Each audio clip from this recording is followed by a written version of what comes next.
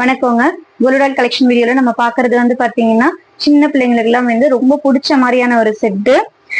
நம்மளோட சின்ன வயசு ஞாபகத்தை கொண்டு வர மாதிரியான ஐஸ் வண்டி செட்டு.